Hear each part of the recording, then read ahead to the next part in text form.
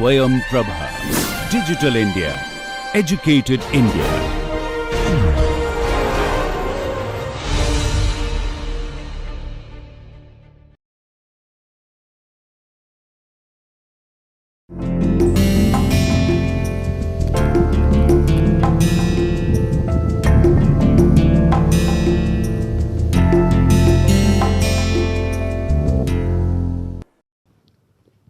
नमस्कार। पाश्चात्य राजनीतिक दार्शनिकों के अध्ययन की श्रृंखला में आज हम सोफिस्टों के बारे में विचार करेंगे। यह अपने आप में एक बहुत ही महत्वपूर्ण विषय है कि सोफिस्टों ने किस तरीके से राजनीतिक दर्शन की विवेचना की, और इसी संदर्भ में हम जो चर्चा करेंगे उसमें सबसे पहले मैं एक प्रस्तावना दूंगा इस विषय के बारे में। उसके बाद हम सोफिस्टों से पहले के पश्चिमी राजनीतिक दर्शन या पश्चिमी राजनीतिक सिद्धांत की विवेचना करेंगे। सोफिस्टों का उदय कैसे हुआ और उनके सामान्य विशेषताएं क्या थीं, इसके बारे में हम बात करेंगे। थ्रेसिमेकस, और यानी कि उसके बाद जब हम एक बार सोफिस्टों की विशेषताओं के बारे में पहचान कर लेंगे, तब हम तीन प्रमुख सोफिस्टों पर ध्यान देंगे। एक प्रोटागोरस, दूसरा थ्रेसिमेकस और तीसरा एंटीफोन। और उसके बाद मैं निष्कर्ष के रूप में कुछ बिंदुओं को रेखांकित करने का प्रयास करूँगा। पिछली चर्चा में हम लोगों ने पाश्चात्य या पश्चिमी राजनीतिक दर्शन के पढ़ने की कुछ महत्वपूर्ण उपागमों, दृष्टिकोणों की व्याख्या की थी। अर्थात जब हम राजनीतिक दर्शन के ग्रंथों को पढ़ते हैं तो हम उनकी कैसे व्याख्या कर सकते हैं, इसके बारे में हमने पिछली चर्चा में बात की थी। आज की चर्चा की शुरुआत हम सोफिस्टों से करेंगे, और सोफिस्टों का अध्ययन इसलिए ज़रूरी है क्योंकि ये ऐसे व्यक्ति थे जिन्होंने सबसे पहले गंभीर रूप से व्यवस्थित राजनीतिक चिंतन किया, और इन्होंने नैतिकता और राजनीति के कुछ अस्थायी प्रश्नों पर विचार किया। इसके अलावा जो सोफिस्ट थे उनके विचारों का प्रभाव सुकरात पर पड़ा। यानी जब सुकरात अपने विचारों को प्रस्तुत करते हैं तो वो कई मामलों में सोफिस्टों के विचारों का प्रतिवाद करते हैं या उससे आगे जाते हुए अपनी बातों को रखते हैं। यही बात प्लेटो के बारे में भी सही है कि जब प्लेटो अपने, आगे हम देखेंगे कुछ यानी कि पहले इसके बाद हम सोक्रेट्स की बात करेंगे, सोक्रेट्स या सुकरात की, और फिर हम प्लेटो की बात करेंगे। तो हम देखेंगे कि जब प्लेटो अपने न्याय के सिद्धांत की विवेचना करते हैं तो उसमें और कई अन्य सिद्धांतों की विवेचना में भी जो सोफिस्ट हैं उनके विचारों को एक शुरुआती बिंदु के रूप में स्वीकार करते हैं, और फिर उन विचारों का खंडन करते हुए या उन्हें नकारते हुए वे अपने तर्कों को प्रस्तुत करने का प्रयास करते हैं। तो एक तरीके से हम यह कह सकते हैं कि सुकरात पर या प्लेटो पर इनके विचारों का काफ़ी स्पष्ट प्रभाव पड़ा। अमूमन यह प्रभाव नकारात्मक ही रहा, लेकिन कई बार कुछ संदर्भों में इनके विचारों को सुधारते हुए सुकरात और प्लेटो ने अपनी बातों को रखा। लेकिन सोफिस्टों के अध्ययन के संदर्भ में एक बहुत बड़ी चुनौती है, और वह चुनौती यह है कि इनका अपना लिखा हुआ बहुत कम मात्रा में उपलब्ध है। और जब हम बहुत कम मात्रा शब्द का इस्तेमाल कर रहे हैं तो इसका मतलब यह है कि शायद ही एकाध सोफिस्ट ऐसे हैं जिनकी कोई पूर्ण पुस्तक उपलब्ध हो, कुछ लेखन का अंश मिलता है। और अधिकांश मामलों में जब भी हम इनके विचारों का अध्ययन करते हैं तो हम आम तौर पर प्लेटो के लेखन का सहारा लेते हैं। प्लेटो के लेखन में जिस तरीके से सोफिस्ट सामने आते हैं उस तरीके से हम यह समझने की कोशिश करते हैं कि यह एक खास सोफिस्ट चिंतक का विचार है। अब इसका मतलब यह नहीं है, या सुनिश्चित रूप से कम हम यह नहीं कह सकते हैं कि यह एक ऐतिहासिक तथ्य है कि वह सोफिस्ट चिंतक वास्तव में उसी विचारों को मानता था। लेकिन जिन लोगों ने इस विषय पर अनुसंधान किया है उनका यह कहना है कि कम से कम कुछ सोफिस्ट चरित्र ऐसे जरूर थे जो कि ऐतिहासिक रूप से मौजूद थे, और उनके लेखन से यह पता चलता है कि अन्य सोफिस्ट भी मौजूद थे। मिसाल के तौर पर एंटीफोन की अपनी रचना की कुछ पृष्ठ मिलते हैं और या कुछ अंश मिलते हैं, और उन अंशों से पता चलता है कि बहुत से सोफिस्ट विचारक जो थे वो वास्तव में एग्जिस्ट करते थे। तो हमें क्या याद रखने की ज़रूरत है? हमें ये याद रखने की ज़रूरत है कि हम जिन सोफिस्ट विचारकों का अध्ययन कर रहे हैं उन सोफिस्ट विचारकों का अपना लिखा हुआ बहुत कम उपलब्ध है। आमतौर पर हम उनको समझने के लिए प्लेटो की रचनाओं पर निर्भर करते हैं और उन्हीं के माध्यम से हम समझने का प्रयास करते हैं कि सोफिस्टों ने क्या कहा।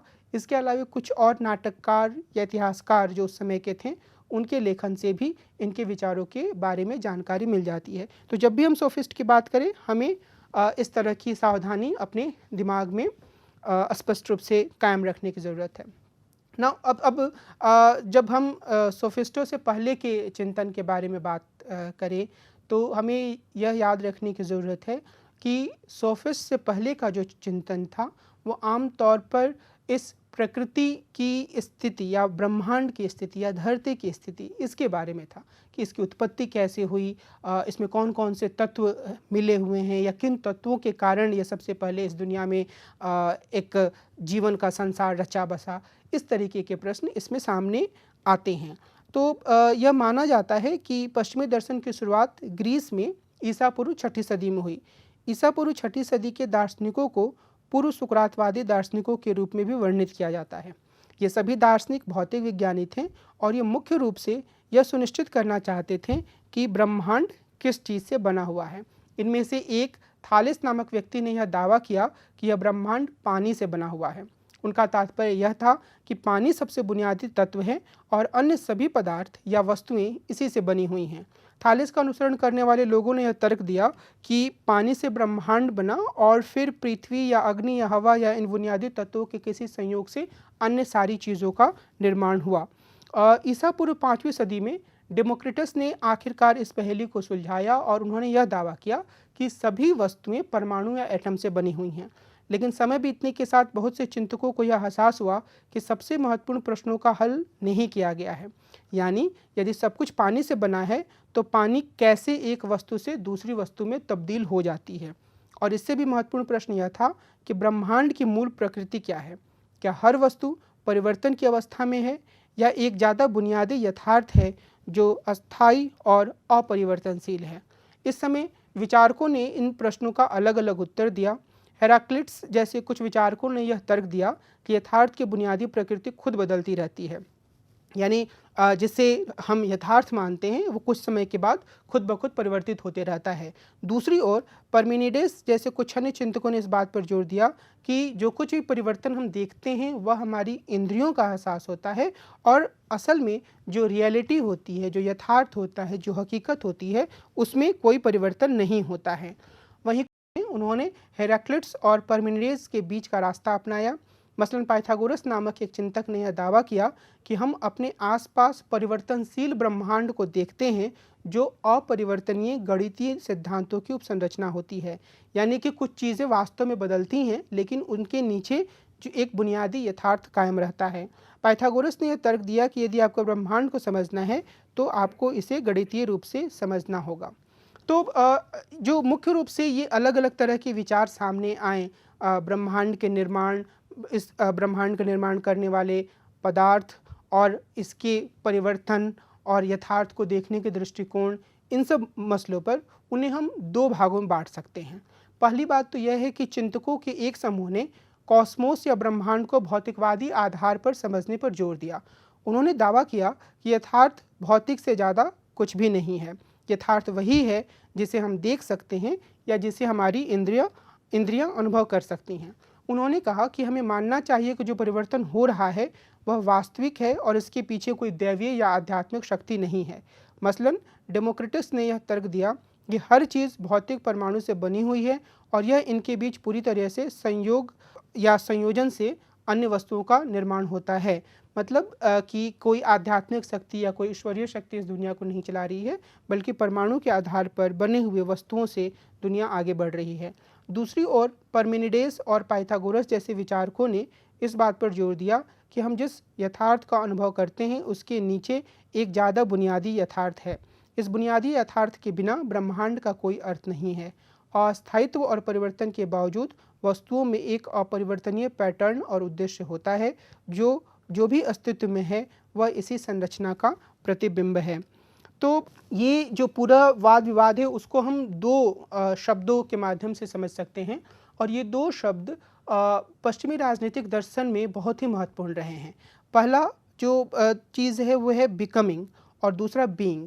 बिकमिंग का अर्थ यहाँ पर ये है कि चीज़ें जो लगातार बदलती रह रही हैं और उनमें हमेशा परिवर्तन हो रहा है।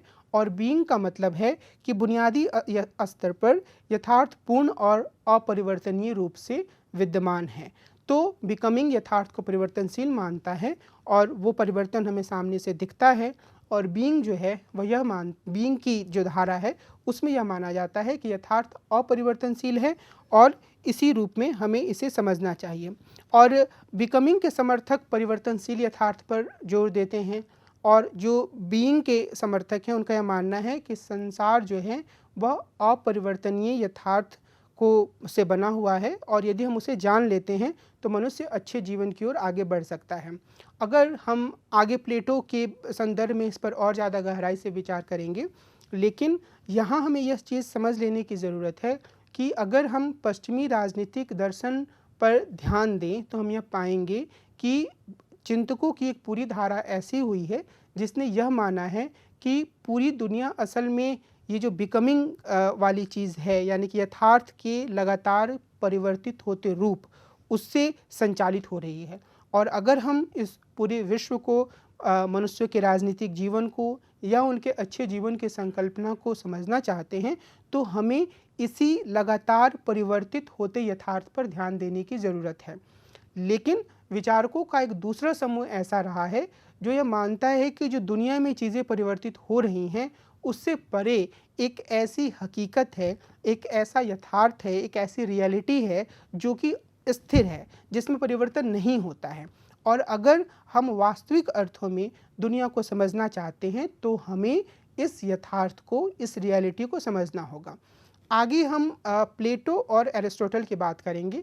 मैं इन दो चिंतकों का नाम इसलिए ले रहा हूँ क्योंकि हम इनमें से एक को बीइंग की धारा का अनुसरण करने वाला और दूसरे को बिकमिंग की धारा का अनुसरण करने वाला मान सकते हैं। जहाँ प्लेटो यह मानते हैं कि दुनिया में से जो चीज़ें जो परिवर्तित हो रही हैं वो यथार्थ नहीं है और यथार्थ इस दुनिया से बाहर कहीं है। और अगर एक बार कोई एक व्यक्ति उसे अच्छी तरीके से समझ ले तो वो फिलॉसफर किंग या दार्शनिक राजा के रूप में दुनिया को बहुत अच्छी तरीके से संचालित कर सकता है। उसके विपरीत एरिस्टोटल या अरस्तु यह कहते हैं कि दुनिया में चीज़ें लगातार परिवर्तित हो रही हैं और हमें जिस अच्छी चीज़ को समझना है वो उस अच्छी चीज़ को समझने के लिए हमें दुनिया में हो रहे परिवर्तनों पर ध्यान देना होगा और उसी के माध्यम से हम ये तय कर पाएंगे कि असल में इन परिवर्तनों की दिशा क्या है और इन परिवर्तनों के बीच में एक अच्छे जीवन या गुड लाइफ या शुभ जीवन की अवधारणा को कैसे अवस्थित किया जा सकता है। और आगे हम बहुत सारे दार्शनिकों को जब हम पढ़ेंगे तो ये जो एक बुनियादी धारा है या जो एक दो बुनियादी अंतर है दो तरह के विचारों के बीच में, बीइंग और बिकमिंग। बीइंग मतलब कुछ स्थिर यथार्थ और बिकमिंग मतलब लगातार परिवर्तित होता रहा यथार्थ, इनके बीच का एक द्वंद्व हम देख सकते हैं। तो मुझे लगता है कि हमें इस अंतर को हमेशा ही अपने मस्तिष्क में रखना चाहिए, अपने दिमाग में रखना चाहिए जब भी हम पश्चिमी राजनीतिक दर्शन का अध्ययन करते हैं, तो उसे समझने में ये हमारे लिए बहुत ही कारगर और बहुत ही सहायक होगा। अब हम सोफिस्टों के उदय और उनके सामान्य विशेषताओं के बारे में बात करेंगे। प्राचीन ग्रीस में ईसा पूर्व 5वीं सदी के दूसरे भाग में एक तरह की बौद्धिक जागरूकता या प्रबोधन की अवस्था आई।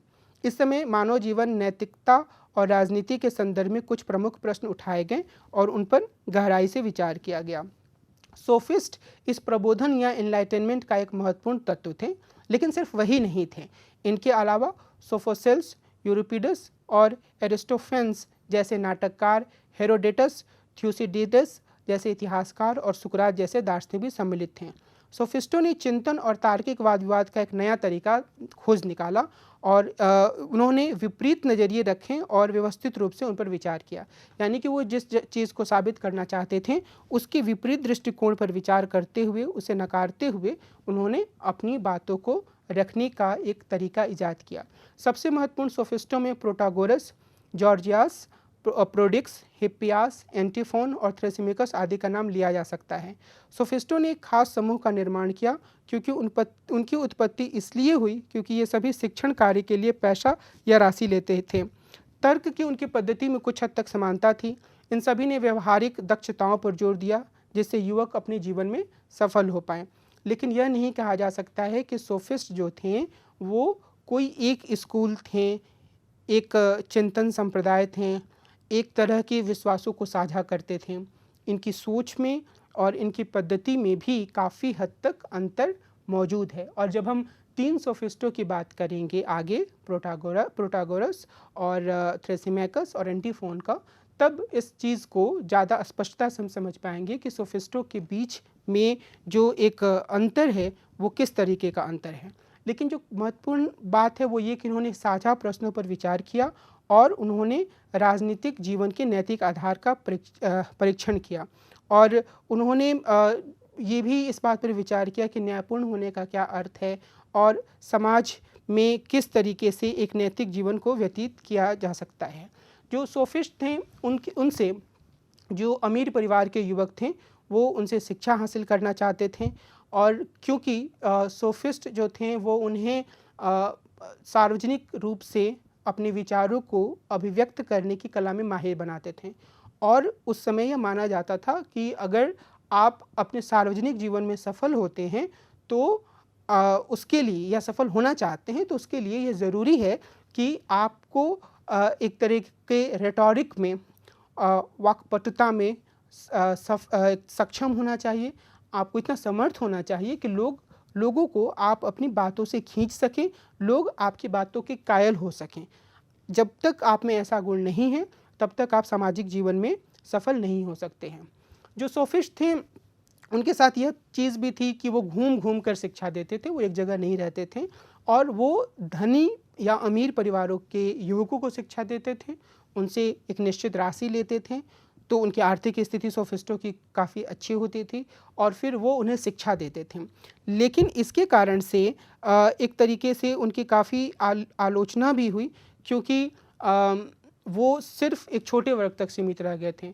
जो आम लोग थे उन तक सोफिस्टों की पहुंच नहीं थी और न ही आम लोगों की सोफिस्टों तक पहुंच थी। तो ऐसी स्थिति में एक दुराव इनका आम लोगों से था और इनकी एक निंदा भी आम लोगों के बीच में काफ़ी की जाती थी। सोफिस्ट जो थे, ये बहुत ही महत्वपूर्ण बिंदु है जिसकी तरफ मैं आपका ध्यान दिलाना चाहता हूँ कि असल में सोफिस्ट अपने पहले के चिंतकों से काफ़ी अलग थे। और हमें यह भी ध्यान रखना होगा कि सुकरात सोफिस्टों से काफ़ी अलग थे। इसके कुछ पहलुओं की चर्चा मैं आज करूँगा जब मैं सोफिस्टों की बात करूँगा, और जब हम सुकरात की बात करेंगे तो हम इस चीज़ को ज़्यादा स्पष्टता से समझने की कोशिश करेंगे कि कैसे सुकरात जो हैं सोफिस्टों से अलग थे। जो सुकरात और सोफिस्ट दोनों में जो एक समान तत्व था वो ये था कि इन दोनों ने यह महसूस किया कि इनके पहले जिस तरीके से चिंतन होता आ रहा है या होता आ रहा था, उस चिंतन में एक प्रमुख कमी थी। और वो कमी यह थी कि यह चिंतन इस बात से ज़्यादा संबंधित था कि दुनिया कैसे बनी है, दुनिया के विभिन्न तत्वों का निर्माण कैसे हुआ है, इन तत्वों में कैसे परिवर्तन हो रहा है। लेकिन यह पूरा अध्ययन मनुष्यों के जीवन के बुनियादी तत्वों पर ध्यान नहीं देता था। यानी कि मनुष्य कैसे एक अच्छा जीवन जी सकते हैं, उन्हें अच्छा जीवन जीने के लिए क्या करना चाहिए, उनका जीवन वास्तव में क्यों महत्वपूर्ण है, और गुड लाइफ या शुभ जीवन या उत्तम जीवन, अच्छा जीवन क्या है, इस तरीके के प्रश्न जो हैं वो नहीं उठाए जाते थे। सोफिस्टों ने और सुकरात ने दोनों ने ही इस तरह के प्रश्नों को उठाने पर ध्यान दिया और उन्होंने इस बात पर विचार किया कि मनुष्यों के लिए अच्छा जीवन क्या होना चाहिए और उस अच्छे जीवन को हासिल करने के लिए या उसकी तरफ आगे बढ़ने का क्या तरीका हो सकता है। और इस संदर्भ में हमें यह भी ध्यान रखना है कि उस शुरुआती स्तर पर ही दो तरह के कथनों के बीच में स्पष्ट रूप से अंतर किया जाने लगा, या दो तरह की सोच के बीच में अंतर किया जाने लगा।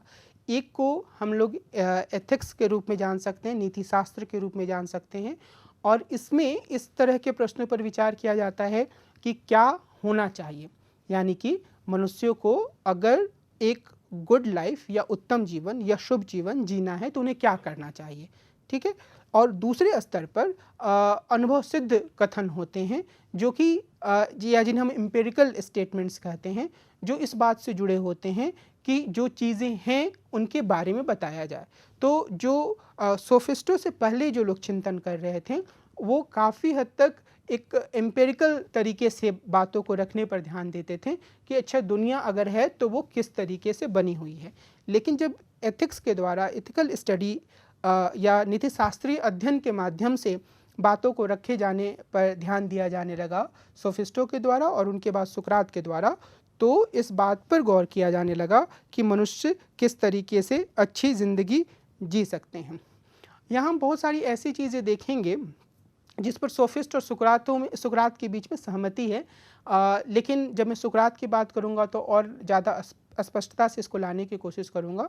अभी मैं इस बात पर जोर देना चाहता हूँ कि सोफिस्ट जो हैं वो मनुष्यों के लिए या मनुष्यों के जीवन के उद्देश्य के बारे में क्या मानते हैं। सोफिस्टों का, और यहाँ हम सभी सोफिस्टों के बीच जो साझा विचार सामने आते हैं उनका निचोड़ प्रस्तुत कर रहे हैं। तो सोफिस्टों का यह मानना है कि मनुष्यों को ऐसा जीवन जीना चाहिए जिससे खुशी या आनंद मिले, और उन्होंने सद्गुण को खुशी का आधार माना। सद्गुण का अर्थ उन्होंने आगे इस बात को स्पष्ट करने की कोशिश की कि सद्गुण को हम कैसे देख सकते हैं, सद्गुण या वर्च्यू। और उस समय जो ग्रीक समाज था वह यह मानता था कि सद्गुण जो है वो एक्सीलेंस या उत्कृष्टता, श्रेष्ठता के रूप में है। सोफिस्टों ने कहा कि सामान्य रूप से सद्गुण उन वस्तुओं को हासिल करने की क्षमता है जिससे उन्हें खुशी मिलती है, मसलन संपत्ति, सम्मान, हैसियत आदि। ये सारी ऐसी वस्तुएं हैं जिसे अगर कोई व्यक्ति हासिल करता है तो सोफिस्ट मानते हैं कि इससे उन्हें आनंद मिलता है। यदि किसी व्यक्ति के पास संपत्ति आ जाए, यदि समाज में उसका सम्मान होने लगे, यदि समाज में उसकी हैसियत बढ़ जाए, तो वह अपने लिए एक आनंद की वस्तु के रूप की, वह आनंद की कल्पना करता है जो कि साकार रूप में उसके पास आ सकती हैं इन वस्तुओं के हासिल होने के बाद। और जो पॉलिटिकल वर्च्यू होता है सोफिस्टों के अनुसार, राजनीतिक सद्गुण जो होता है वह सत्ता का उपयोग करते हुए इन्हें हासिल करने की क्षमता है। यानी कि अगर हम कहें कि मेरे पास पॉलिटिकल वर्च्यू है तो सोफिस्टों के अनुसार इसका अर्थ यह होगा कि मेरे भीतर यह क्षमता है कि मैं राजनीतिक सत्ता का उपयोग करते हुए अपने लिए संपत्ति, सम्मान या हैसियत जैसी वस्तुओं को हासिल कर सकता हूँ। तो वे शक्ति हासिल करने के लिए रेटोरिक को महत्वपूर्ण मानते हैं, जिसकी चर्चा मैं पहले कर चुका हूँ, और इसीलिए वो रेटोरिक की शिक्षा देते थे। अधिकांश सोफिस्ट ये मानते हैं कि समाज और पॉलिटी में कुछ भी प्राकृतिक नहीं है, और वो ये भी कहते हैं कि मनुष्य बुनियादी रूप से सामाजिक प्राणी नहीं है, बल्कि वे व्यक्तिगत अहमवादी हैं। ये एक बहुत ही महत्वपूर्ण कथन है। जब हम प्रोटागोरस को देखेंगे तो वो व्यक्ति को महत्व देते हैं, लेकिन वो समाज को भी पूरी तरीके से नहीं नकारते हैं। मैं ये इशारा इसलिए कर रहा हूँ कि सभी सोफिस्ट एक ही तरीके से बिल्कुल नहीं सोचते हैं, लेकिन अधिकांश सोफिस्ट जो हैं वो ये मानते हैं कि मनुष्य जो होता है वह बुनियादी रूप से सामाजिक प्राणी नहीं होता है, और वह एक व्यक्तिगत अहमवादी होता है। व्यक्तिगत अहमवादी का मतलब यह है कि उसे सिर्फ और सिर्फ अपनी खुशी, अपनी इज्जत, अपनी प्रतिष्ठा, इन सब चीज़ों से उसे मतलब होता है और वो इसे हासिल करना चाहता है। और राजनीतिक व्यवस्था हो, सोफिस्ट मानते हैं कि चाहे कोई भी राजनीतिक व्यवस्था हो, प्रथाएं हों, कानून हों, ये सभी व्यवहारिक संस्थाएं हैं, यानी कि लोगों ने इसे एक तरीके से जीवन को आगे बढ़ाने के लिए, जीवन को चलाने के लिए बनाया है। अब उन्होंने यह भी कहा कि सोफिस्टों ने यह कहा कि इसीलिए चूँकि ये सभी व्यवहारिक चीज़ें हैं, ऐसा नहीं है कि हमारी प्रकृति में ये सारी चीज़ें हैं कि हम समाज में ही रहना चाहते हैं या फिर हमारा अस्तित्व जो है वो पूरी तरीके से सामाजिक संस्थाओं पर निर्भर है, ऐसा नहीं है। इसलिए उन्होंने अपने शिष्यों को यह सिखाया कि अगर उन्हें अपने जीवन में सफल होना है, अगर उन्हें अपने जीवन में आगे बढ़ना है, तो उन्हें इन सभी चीज़ों का ज़्यादा से ज़्यादा फ़ायदा उठाना होगा। तो हम यह देखते हैं कि जो सोफिस्ट हैं वो मुख्य रूप से सामाजिक व्यवस्था या पॉलिटी, यानी कि शासन, राज्य व्यवस्था, नगर राज्य की व्यवस्था, इन सब चीज़ों को एक साधन के रूप में देखते हैं। तो एक साधन के रूप में अगर ये व्यक्ति को सुख देती हैं, सुविधाएं देती हैं, सफलताएं देती हैं, तो इन्हें स्वीकार करना चाहिए। लेकिन अगर इनकी उपेक्षा करके, इनसे आगे बढ़ के, इनकी अवहेलना करके भी लोगों को सफलता मिलती है, तो उन्होंने कहा कि लोगों को ऐसा करना चाहिए। उन्होंने अपने शिष्यों को यह सिखाया कि वे अपनी व्यक्तिगत महिमा पर ध्यान दें, वो इस बात पर ध्यान दें कि व्यक्तिगत रूप से वो कैसे सफल होते हैं। और उन्होंने यही कहा कि जो राजनीतिक सद्गुण है उसका मुख्य उद्देश्य यही है कि हम इसके माध्यम से शक्ति को हासिल करें और उन चीज़ों को हासिल करें जो हमें जीवन में खुशी या आनंद देती हैं। अगर हम बीइंग और बिकमिंग जिन दो धाराओं की हमने बात की थी उसके संदर्भ में हम सोफिस्टों को सिचुएट या अवस्थित करने की कोशिश करें तो हम ये पाएंगे कि सोफिस्ट जो हैं वो बिकमिंग धारा के समर्थक हैं, यानी कि उस धारा की जो यह मानता है कि यथार्थ लगातार परिवर्तित होते रहता है और इसी धारा को मानते हुए वो इस बात पर जोर देते हैं कि किस तरीके से व्यक्तियों को, मनुष्यों को यह कोशिश करनी चाहिए कि वो अपने लिए ज़्यादा से ज़्यादा एक अच्छे जीवन की तलाश कर सकें। तो एक नीति शास्त्रीय प्रश्न पर विचार करते हुए वो इस नतीजे पर पहुंचते हैं कि अच्छी ज़िंदगी की तलाश का अर्थ है कि हर मनुष्य अपने लिए ज़्यादा से ज़्यादा राजनीतिक शक्ति हासिल करे और राजनीतिक शक्ति हासिल करके ही वह अपने लिए उन सभी वस्तुओं को हासिल कर सकता है जिनके माध्यम से वो अपने जीवन में खुशी पा सकता है, यानी कि संपत्ति और इससे जुड़ी हुई दूसरी चीज़ें मसलन हैसियत, प्रसिद्धि और ऐसी ही अन्य सारी वस्तुएं। तो जो सोफिस्ट हैं उन्होंने रेटोरिक पर भी जोर दिया और इसके आधार पर उन्होंने अपने पूरे विचारों को, अपनी पूरी धारा को स्थापित किया। तो जब हम ये कहते हैं कि सोफिस्ट इन सब बातों को मानते हैं तो हमें यह ध्यान रखने की ज़रूरत है कि सभी सोफिस्ट मोटे तौर पर इन सब चीज़ों में सहभागिता करते हैं। हाँ, उनकी सहभागिता करने का यानी कि इन विचारों को मानने का स्तर अलग अलग है। तो हम आगे ऐसे ही 3 सोफिस्टों को देखेंगे जो कि व्यक्ति की को केंद्र में रखते हैं, जो व्यक्ति को या युवकों को ज़्यादा से ज़्यादा दक्ष बनाने, कुशल बनाने की बात करते हैं, जो सामाजिक संस्थाओं को कुछ हद तक महत्व देते हैं, कुछ नहीं देते हैं, लेकिन जो मुख्य जो चीज़ उनमें होती है वो ये होती है या ये है कि व्यक्ति अपने आप को इतना दक्ष या कुशल या पारंगत या एक्सपर्ट बना ले कि वह अपने व्यक्तिगत और सामाजिक जीवन में सफल हो पाए। हम जिन सोफिस्टों की चर्चा करेंगे उसमें एक प्रोटागोरस हैं, दूसरा थ्रेसिमैकस है और तीसरा एंटीफोन है और उसके बाद हम निष्कर्ष के रूप में कुछ बिंदुओं को रेखांकित करने की कोशिश करेंगे। जैसे मैंने शुरू में कहा कि जब भी हम सोफिस्टों की बात करते हैं तो जो मुख्य समस्या सामने आती है वो ये है कि इन्होंने अपने से कुछ नहीं लिखा और जिन सोफिस्टों ने लिखा भी उनका लिखा हुआ बहुत ही कम मौजूद है। ऐसे में जब भी हमें इनके बारे में जानना होता है हम दूसरे लेखकों के लेखन का सहारा लेते हैं और मुख्य रूप से हम प्लेटो के लेखन का सहारा लेते हैं। प्लेटो के एक पूरे डायलॉग का शीर्षक है प्रोटागोरस, यानी कि एक पूरा डायलॉग जो है उन्होंने प्रोटागोरस के ऊपर लिखा है और इसलिए जब हम प्रोटागोरस को पढ़ते हैं तो हमें प्रोटागोरस के विचारों के बारे में जानकारी मिलती है। लेकिन जैसे मैंने आपको शुरुआत में कहा कि इसे पढ़ते वक्त या इसमें प्रोटागोरस के मुंह से कहलवाए गए विचारों को स्वीकार करते वक्त हमें यह सावधानी बरतने की ज़रूरत है या हमें याद रखने की ज़रूरत है कि खुद प्रोटागोरस इसके लेखक नहीं हैं। प्रोटागोरस जो हैं वो एक ऐसे चरित्र के रूप में सामने आते हैं जिनके मुंह से ये बातें कहलवाई जाती हैं। तो जो सबसे ख़ास बात यह है कि प्लेटो प्रोटागोरस से जब असहमत होते हैं तब भी वे उनके बारे में सम्मान से बात करते हैं और अधिकांश दार्शनिक या अधिकांश आलोचक यह मानते हैं कि जो प्रोटागोरस का प्लेटो ने वर्णन किया है वह काफ़ी हद तक सही है। प्रोटागोरस जो डायलॉग है प्लेटो का उसमें प्रोटागोरस जो चरित्र है वह यह दावा करते हैं कि वे अपने विद्यार्थियों को राजनीतिक क्षमता की शिक्षा देकर अच्छा नागरिक बनाते हैं। वे उन्हें घरेलू मामलों की शिक्षा देते हैं ताकि वे अपने घर का अच्छी तरह प्रबंधन कर पाएँ। साथ ही वे उन्हें पोलिस के भीतर काम करने और लोगों को अच्छी तरह से संबोधित करने की शिक्षा भी देते हैं।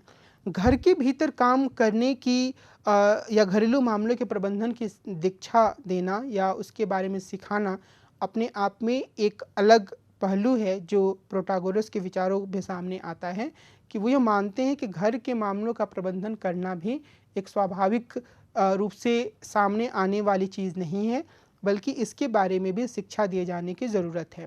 और यही बात वो राजनीतिक मामलों के संदर्भ में भी कहते हैं। और यहाँ निश्चित रूप से सुकरात उनसे असहमत होंगे, क्योंकि सुकरात इस बात पर जोर देते हैं कि जो सभी लोग हैं वो राजनीति में भागीदारी कर सकते हैं और इसके लिए अलग से शिक्षा या प्रशिक्षण की आवश्यकता नहीं होनी चाहिए। आगे जब हम सुकरात के विचारों को पढ़ेंगे तो सुकरात का यह मानना है कि वो जिस प्रश्न और उत्तर पद्धति का अनुसरण कर रहे हैं, उस प्रश्न और उत्तर देने की पद्धति के माध्यम से सत्य या ज्ञान की खोज में हर कोई भागीदारी कर सकता है।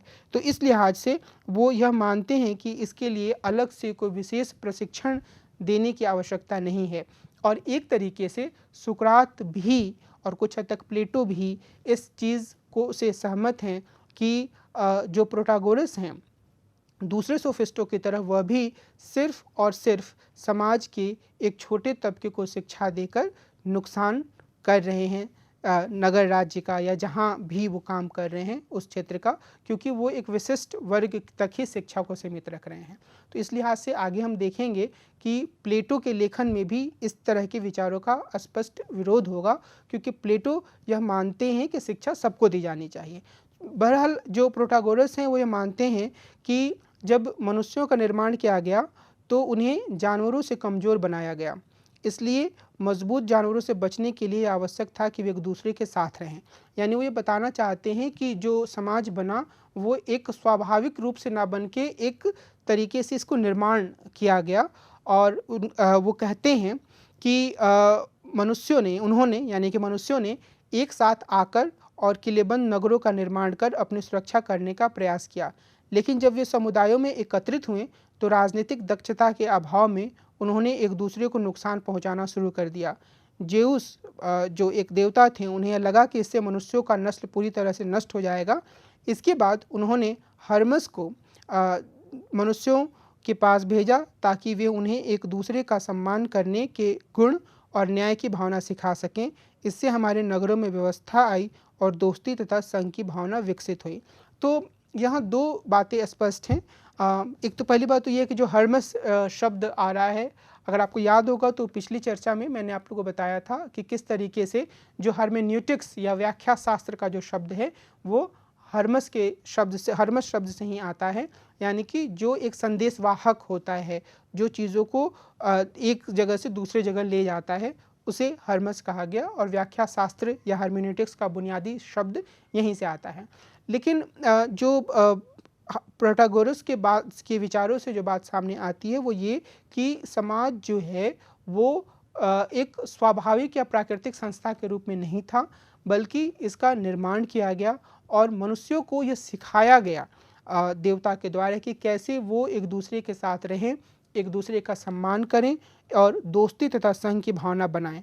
प्रोटागोरस का यह विचार काफ़ी महत्वपूर्ण है, क्योंकि इसके माध्यम से वो इसी चीज़ को रेखांकित करना चाहते हैं कि कैसे किस तरीके से लोगों को इस तरीके के गुणों के बारे में, यानी कि दोस्ती के बारे में, नागरिकता के बारे में, राजनीति के बारे में एक तरह की शिक्षा दिए जाने की ज़रूरत है। वो कहते हैं कि यदि लोगों को नगर राज्य में एक साथ रहना है तो उन्हें राजनीतिक रूप से व्यवहार करना, अन्य लोगों का सम्मान करना, अपने दायित्वों को स्वीकार करना और न्यायपूर्ण तरीके से व्यवहार करना सीखना होगा। यह ज्ञान अपने आप ही पूरी तरह विकसित नहीं होता है, बल्कि जिस तरह चिकित्सा शास्त्र के माध्यम से लोग पारंगत होते हैं वैसे ही उन्हें राजनीति से जुड़े आयामों को भी सीखना होगा। यानी कि कोई अपने आप चिकित्सक या डॉक्टर नहीं बनता है, बल्कि उसके लिए वो प्रशिक्षण लेता है और वैसा प्रशिक्षण देकर लोगों को राजनीति के लिए भी दक्ष बनाया जाना चाहिए। तो ये बार बार प्रोटागोरस का जोर इसी बात पर है कि लोगों को राजनीतिक रूप से दक्ष बनाने के लिए एक खास तरह की शिक्षा की आवश्यकता है और वो वही शिक्षा अपने शिष्यों को देने की कोशिश कर रहे हैं। वे ये कहते हैं कि यानी कि एक तरीके से जो बाद में सुकरात तर्क देते हैं, राजनीति को ज्ञान या सत्य की खोज से जोड़ते हैं और वो बोलते हैं कि सबके भीतर ये क्षमता होती है। लेकिन अगर हम प्रोटागोरस के विचारों को देखें तो वे यह कहते हैं कि इसके लिए खास तरीके से प्रशिक्षण की ज़रूरत होती है। और उनका यह तर्क है कि यदि प्राकृतिक रूप से ही हर किसी के पास राजनीतिक ज्ञान पहले से आ जाता तो फिर हर राजनीतिज्ञ का पुत्र भी कुशल राजनीतिज्ञ होता, लेकिन ऐसा नहीं होता है। इस तरह प्रोटागोरस एक सोफिस्ट के रूप में राजनीतिक दक्षता या कुशलता सिखाने वाले शिक्षक के रूप में अपनी भूमिका निर्धारित करते हैं। यानी वो ये कहते हैं कि उनका काम यह है कि वह युवकों को राजनीति के बारे में सिखाएं, उन्हें राजनीति की दीक्षा दें ताकि वे नगर राज्य में अपनी भूमिका का सही तरीके से निर्वाह कर सकें, ताकि वे राजनीतिक जीवन में सफल हो सकें। वे मानते हैं कि सबके पास राजनीतिक दक्षता का इतना ज्ञान होता है कि वह बुनियादी स्तर तक ज्ञान दे सके, लेकिन उच्चतर स्तर के शिक्षण के लिए खास दक्षता की ज़रूरत होती है। यानी कि अगर हम उच्चतर स्तर तक की राजनीति की बात करते हैं तो उसके लिए एक प्रशिक्षण की आवश्यकता होती है। ये विचार इस रूप में महत्वपूर्ण है कि उनका मानना है कि कोई भी राजनेता जो है वो बिना प्रशिक्षण के नहीं बन सकता है। थोड़ी बहुत समझ सब में हो सकती है, थोड़ी बहुत मामलों का ज्ञान हर किसी के पास हो सकता है, लेकिन अगर उसे एक समर्पित राजनेता के रूप में काम करना है तो उसे शिक्षा की ज़रूरत होती है, उसे प्रशिक्षण की ज़रूरत होती है। प्लेटो के एक अन्य डायलॉग थिएटेटस में भी प्रोटागोरस के बारे में संक्षिप्त उल्लेख मिलता है। यहाँ वे मूल रूप से प्रोटागोरस के सामाजिक सापेक्षवाद का समर्थन करने वाले विचारों का वर्णन करते हैं। सामाजिक सापेक्षवाद का मतलब ये हुआ कि कोई भी चीज़ किसी समाज के हिसाब से सही या गलत होती है। हम यह नहीं कह सकते हैं कि एक सार्वभौमिक हमने नियम बना लिया और जो समाज उस नियम को नहीं मानता है वह समाज अपने आप में गलत है या वहाँ के लोग गलत हैं। हमें यह ध्यान रखना होगा कि सापेक्षिक रूप से, यानी कि हर समाज की स्थितियों, परिस्थितियों, वहाँ के लोगों की सोच के अनुसार चीज़ें सही या गलत होती हैं। तो वे कहते हैं कि कोई भी नगर राज्य अपने लिए जिस चीज़ को न्यायपूर्ण और सही मानता है वह उसके लिए तब तक न्यायपूर्ण और सही है जब तक वह इस विचार को कायम रखता है।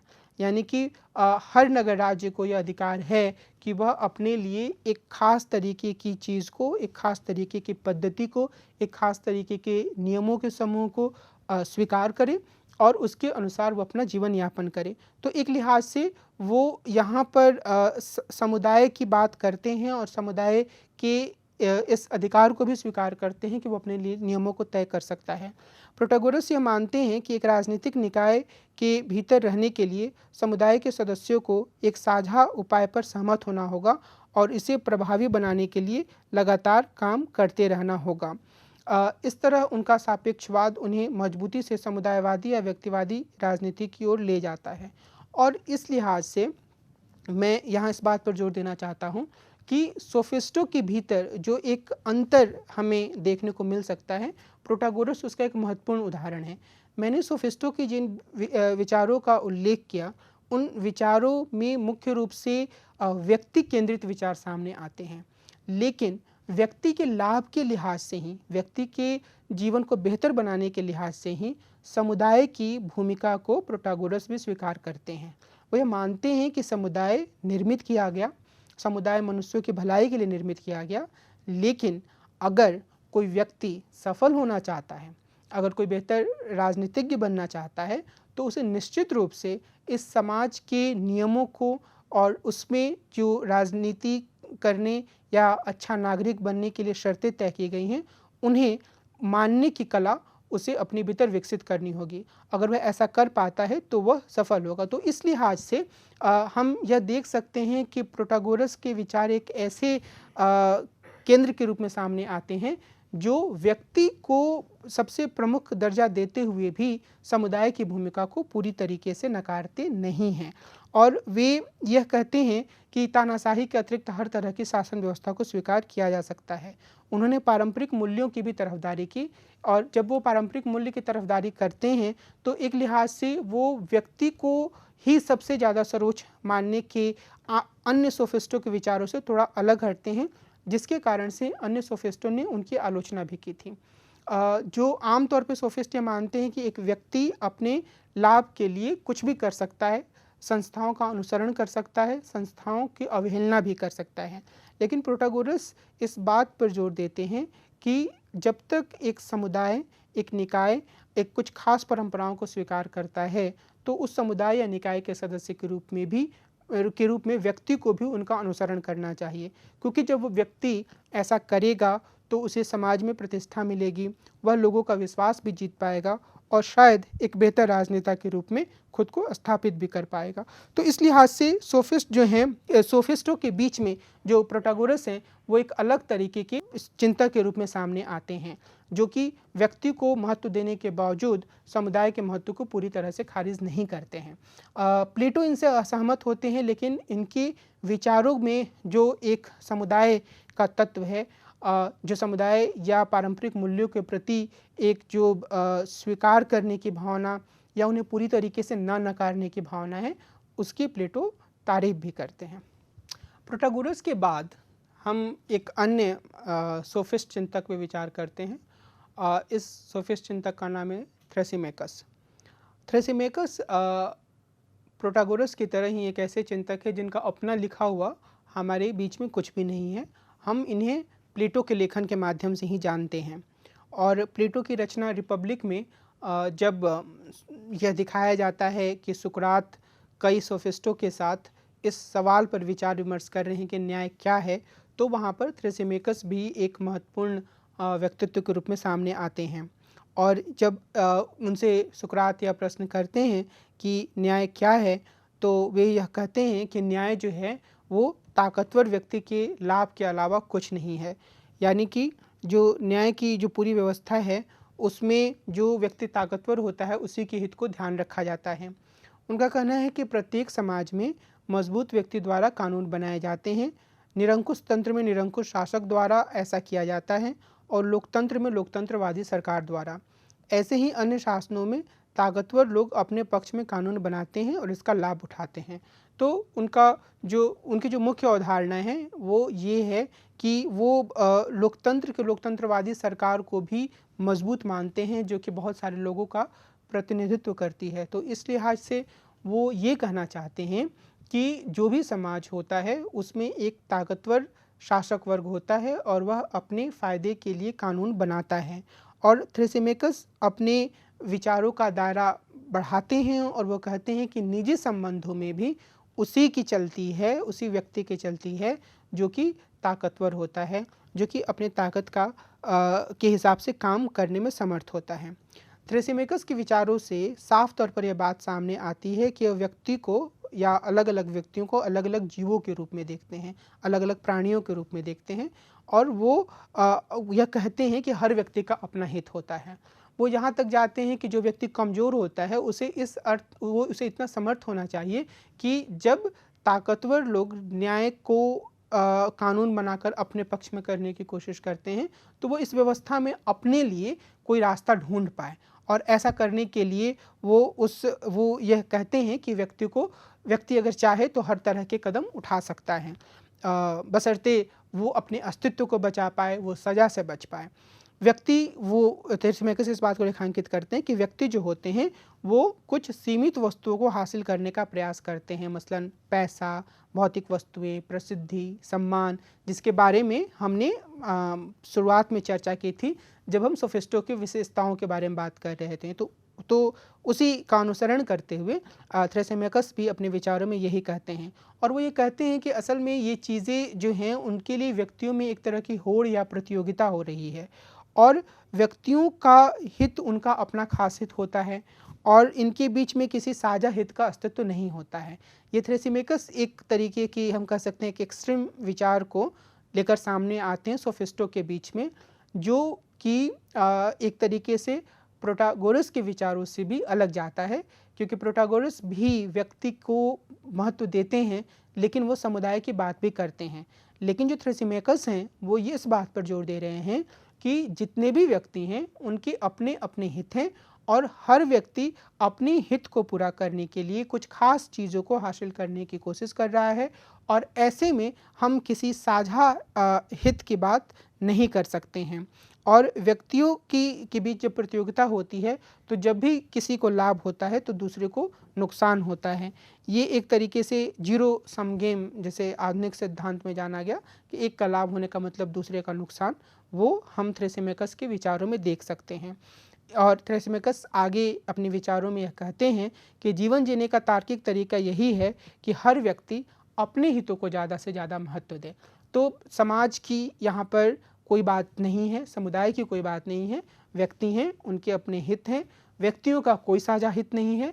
इसलिए ज़रूरी यह है कि व्यक्ति अपने हितों को ज़्यादा से ज़्यादा तरजीह दें, अपने हितों को हासिल करने की कोशिश करें। और जो राजनीति है उसमें भी जो शक्तिशाली और कमज़ोर के बीच में एक तरह का संबंध देखा जा सकता है। और शक्तिशाली जो होता है वह अपने हितों को पूरा करने वाली चीज़ को न्यायपूर्ण साबित करता है और वह यह कोशिश करता है कि जो न्याय की पूरी अवधारणा है, जो न्याय की पूरी परिभाषा है, उसमें उसके हितों को ही वरीयता दी जाए। तो व्यक्तियों के बीच के संघर्ष में जो शक्तिशाली व्यक्ति होते हैं वो सभी संस्थाओं का या पूरी व्यवस्था का अपने तरीके से इस्तेमाल करते हैं।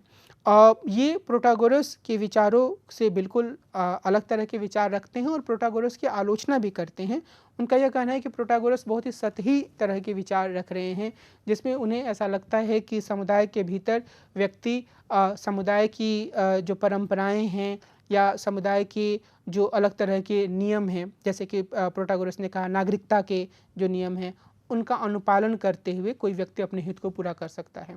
थ्रेसिमेकस कहते हैं कि ऐसा नहीं हो सकता है, क्योंकि ये पूरी की पूरी संरचना शक्तिशाली लोगों के द्वारा अपने हित में तैयार की गई है। इसलिए यह जरूरी है कि इस टकराव युक्त और प्रतियोगी व्यवस्था में जिसमें कि जो शक्तिशाली लोग होते हैं व्यवस्था को अपने पक्ष में किए रहते हैं, जो कमज़ोर व्यक्ति हैं वो भी एक अलग तरीके से अपने हितों को आगे बढ़ाने की कोशिश करें। तो अगर हम थ्रेसिमेकस के विचारों को देखते हैं तो एक बार फिर से जो हमारी यह समझ है या एक आम समझ जो कई बार बनती है कि सोफिस्ट का मतलब एक तरह की सोच रखने वाले चिंतक थे, उसका पूरी तरीके से खंडन होता है। जो सोफिस्ट हैं उनमें भी अलग अलग तरह के विचार रखने वाले लोग हैं। तो जो थ्रेसिमेकस हैं वो प्रोटागोरस की आलोचना करते हैं और प्रोटागोरस जिस तरीके से विचार रखते हैं उन विचारों को काफ़ी हद तक प्लेटो ठीक मानते हैं, हालांकि वो उसकी भी आलोचना करते हैं। और इसी तरीके से अगर हम एक तीसरे सोफिस्ट चिंतक पर विचार करें, एंटीफोन, तो हमें यह पता चलता है कि एंटीफोन का विचार भी एक तरीके के से काफ़ी हद तक अलग विचार है। हालांकि कुछ साझा तत्व इन सब में हैं और वो साझा तत्व है व्यक्ति के हितों को प्राथमिकता देना। प्रोटागोरस व्यक्ति के हित को समुदाय के भीतर मानते हुए प्राथमिकता देते हैं। थ्रेसिमेकस कहते हैं कि समुदाय के भीतर समुदाय जैसी कोई चीज़ होती नहीं है, क्योंकि हर कोई व्यक्ति अपने अपने हितों के लड़ रहा है, तो समुदाय के भीतर तो हित पूरा होने का प्रश्न ही उठता है। इसलिए व्यक्ति को जिस भी तरीके से अपने हितों को बढ़ावा देना चाहिए। एंटीफोन जो हैं वो एक महत्वपूर्ण सोफिस्ट हैं और उनकी विशेषता यह है कि हमें इनके विचारों के लिए प्लेटो के लेखन पर निर्भर रहने की ज़रूरत नहीं है। प्लेटो कभी इनका उल्लेख नहीं करते हैं, हालांकि इनके संदर्भ में भी प्रमाण की समस्या पैदा होती है और वो समस्या इसलिए पैदा होती है कि इनका एक ग्रंथ ट्रुथ है जिसका एक अंश उपलब्ध है। इनकी मंशा स्पष्ट नहीं है, क्योंकि उस ग्रंथ में कुछ बातें कही जाती हैं, लेकिन यह स्पष्ट नहीं होता है कि यह लेखक के विचार हैं या लेखक किसी के द्वारा यह विचार कहलवा रहा है, तो ये उस व्यक्ति के विचार हैं। लेकिन इन अंशों से यह अंदाज़ा कम से कम हो जाता है कि प्लेटो विविध सोफिस्टों के विचारों के बारे में जो कुछ लिखते हैं वह सिर्फ उनकी कल्पना नहीं है, बल्कि ऐतिहासिक रूप से वे बातें सच भी हैं। एंटीफोन प्रकृति और परंपरा के बीच प्रचलित अंतर का सहारा लेते हैं। इसमें यह माना जाता है कि जो प्राकृतिक है वह अपरिवर्तनीय है और हर जगह एक जैसा होता है।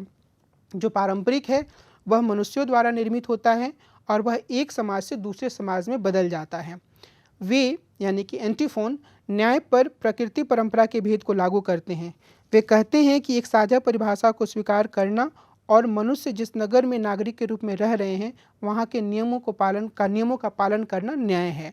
तो यानी कि अगर मनुष्य जो होते हैं वह एक साझा परिभाषा को स्वीकार करते हैं। साझा परिभाषा का मतलब यहाँ प्रकृति का तत्व हो गया जो कहीं नहीं बदलता है, और जिस नगर में वो नागरिक के रूप में रह रहे हैं वहाँ के नियमों का जो कि मनुष्यों ने बनाए हैं अगर वो पालन करते हैं तो वो न्याय करते हैं। तो वो जो एक प्रकृति और परंपरा के बीच के जो तत्व हैं दोनों को समाहित करके न्याय के अपने विचारों को सामने ले आते हैं। एंटीफोन का विश्लेषण कानून की कमियों और नाकामियों पर बल देता है और इस तरह यह न्यायपूर्ण होने के खिलाफ शक्तिशाली तर्क देता है। इनका यह कहना है कि जो कानून है वह कभी भी दोषी को सज़ा नहीं देता है और कानून जो है उसमें दोषी हमेशा छूट जाता है और जो व्यक्ति इस बात में समर्थ होता है कि वो कानून का अपने तरीके से तोड़ मोड़ कर उपयोग कर सके वो बच जाता है। और कई बार जो नियम होते हैं वह हमें इस तरीके का काम करने के लिए कहते हैं या उनको मानते हुए हमें इस तरह का काम करना पड़ता है जो हमारी अपनी स्वाभाविक प्रकृति के हिसाब से सही नहीं होता है। एंटीफोन इस बात पर जोर देते हैं कि मनुष्यों को जो व्यक्ति हैं उन्हें कानूनों को तोड़कर भी अपना रास्ता निकालना चाहिए। वो कहते हैं कि कानूनों को तोड़ना गलत नहीं है बशर्ते कोई गवाह मौजूद ना हो। अगर कोई गवाह मौजूद है तो फिर जो कानून तोड़ता है उसे सज़ा मिलेगी। तो वो ये बोलते हैं कि जो मनुष्यों के द्वारा बनाई गई परंपराएं हैं या जो कानून हैं उनको तोड़ा जा सकता है। हालांकि उनका यह कहना है कि जो चीज़ें प्राकृतिक रूप से हैं उनको तोड़ने से खुद तोड़ने वाले को नुकसान हो सकता है, लेकिन जो मनुष्य निर्मित चीज़ें हैं उनकी अवहेलना करने से उनसे बचकर रास्ता निकालने से अगर व्यक्ति के अपने हित पूरे होते हैं, उसके अपने हित सत्य हैं, तो निश्चित रूप से उसे ऐसा करना चाहिए। तो एक बार फिर से हम ये देखते हैं कि जो एंटीफोन है वह पूरी व्यवस्था पर या नियमों पर एक अविश्वास जताते हैं। वो ये कहते हैं कि ये सारी चीज़ें जो होती हैं वो अक्सर अपने लक्ष्यों को पूरा नहीं कर पाती हैं और ऐसे में जो व्यक्ति कमज़ोर होते हैं, जो इनका अपने लिए उपयोग करने में समर्थ नहीं होते हैं, वो हाशिए पर चले जाते हैं और इस लिहाज से वो व्यक्तियों को यह सुझाव देते हैं कि वह इन नियमों का, इन कानूनों का अगर ज़रूरत पड़े तो उल्लंघन करें, लेकिन उल्लंघन करते हुए कुछ सावधानी बरतें और वो ये ध्यान दें कि वहाँ कोई गवाह मौजूद ना हो, वो पकड़े ना जाए। तो व्यक्तिगत हित यहाँ भी महत्वपूर्ण है और व्यक्तिगत हित को हासिल करने के लिए जोड़ तोड़ करना और उसे बढ़ावा देना यहाँ एक ऐसा तत्व है जो कि हमें एंटीफोन को एक महत्वपूर्ण सोफिस्ट विचारक के रूप में रेखांकित करने के लिए प्रेरित करता है, जो कि वो खुद हैं भी और वो खुद भी इस रूप में ही अपने विचारों को प्रस्तुत कर रहे हैं। अपनी इस पूरी चर्चा में हमने यह देखने का प्रयास किया कि किस तरीके से पाश्चात्य राजनीतिक दर्शन की शुरुआत हुई और उस शुरुआती दौर में जो चिंतक उभर कर सामने आए उनके लेखन की क्या विशेषताएं थीं। हमें हमेशा यह बात ध्यान में रखने की ज़रूरत है कि जो शुरुआत में दर्शन या दुनिया के बारे में जो चिंतन हुआ वह भौतिक शास्त्रियों के द्वारा किया गया, भौतिक विदों के द्वारा किया गया। दुनिया के निर्माण के बारे में वहाँ पर बात हुई कि दुनिया कैसे बनती है, किन किन तत्वों से बनी है, उसे किस तरीके से देखा जा सकता है, दुनिया में जो रियलिटी है, यथार्थ, वह कैसे परिवर्तित हो रहा है या वह एक जगह निश्चित है। और वहीं पर मैंने बताया कि एक बीइंग और बिकमिंग का सिद्धांत आता है। बीइंग का मतलब यथार्थ सुनिश्चित है, बिकमिंग का मतलब उसमें लगातार परिवर्तन हो रहा है। लेकिन जो ज़्यादा महत्वपूर्ण बात है वह यह कि जिसे हम राजनीतिक दर्शन कह सकते हैं उसकी शुरुआत सोफिस्टों के द्वारा हुई। मैंने यह बताया कि सोफिस्ट जो हैं वह कोई एक दो तीन थिंकर नहीं थे, वो कई सारे चिंतक थे और एक चिंतक के रूप में ये एक ही तरीके के विचारों पर जोर नहीं देते हैं।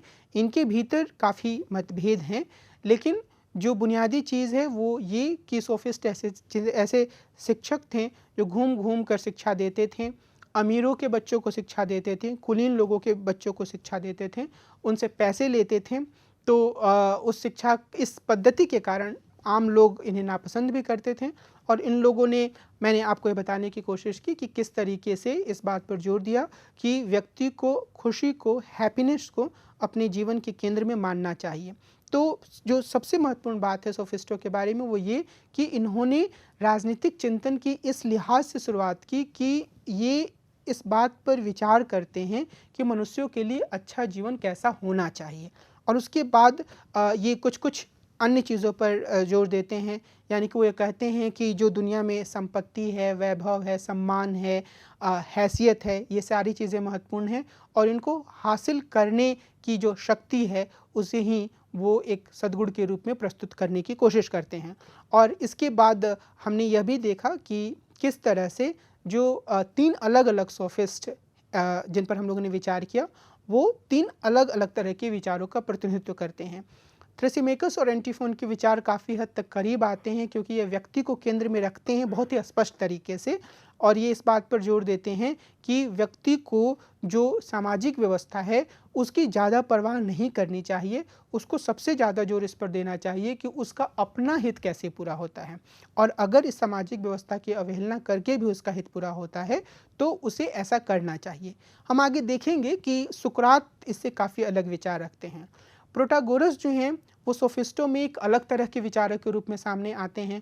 प्रोटागोरस समुदाय के महत्व को स्वीकार करते हैं और उसमें व्यक्ति को अवस्थित करते हुए उससे यह अपेक्षा रखते हैं कि यदि वह एक बेहतर राजनेता बनना चाहता है, यदि वह एक बेहतर या सफल नागरिक बनना चाहता है तो उसे उस समुदाय के द्वारा तय किए गए मानकों को स्वीकार करना चाहिए, उन्हें सीखना चाहिए, उनका अनुपालन करना चाहिए। लेकिन निश्चित रूप से जो प्रोटागोरस हैं वो भी व्यक्ति को शिक्षा देने, उसे राजनेता के रूप में प्रशिक्षित करने, इन सब पहलुओं पर काफ़ी जोर देते हैं और वे मानते हैं कि जो समाज है उसका निर्माण किया गया क्योंकि यह मनुष्य के अस्तित्व के लिए आवश्यक था।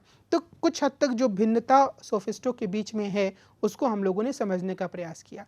आगे हम ये देखेंगे कि जो सोफिस्ट हैं जब हम उनके विचार अक्सर सुकरात के विचारों से टकराते हैं। सुकरात अक्सर इनके विचारों को नकारते हैं और प्लेटो के लेखन में भी जब हम खास तौर पे प्लेटो की बात करेंगे, प्लेटो के विचारों की बात करेंगे तो वहाँ भी प्लेटो इनको एक प्रस्थान बिंदु, एक वेंटेज पॉइंट के रूप में स्वीकार करते हैं, आगे बढ़ते हैं और इनके विचारों को नकारते हुए कई बार उनमें संशोधन करते हुए नए तरह के विचार सामने रखते हैं।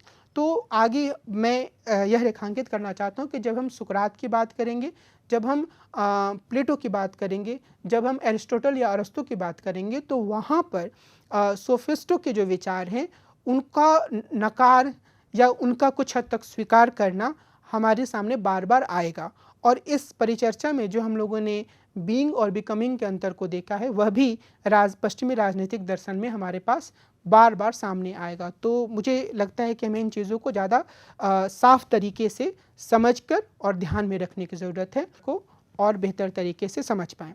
आज की इस परिचर्चा को मैं यहीं रोकूंगा और आगे हम मिलेंगे और अगली चर्चा में हम सुकरात के बारे में, उनके राजनीतिक दर्शन के बारे में विचार करेंगे। नमस्कार।